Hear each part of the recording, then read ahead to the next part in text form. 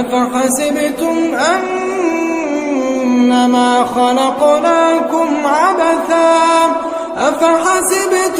أنما خلقناكم عبثا وأنكم إلينا لا ترجعون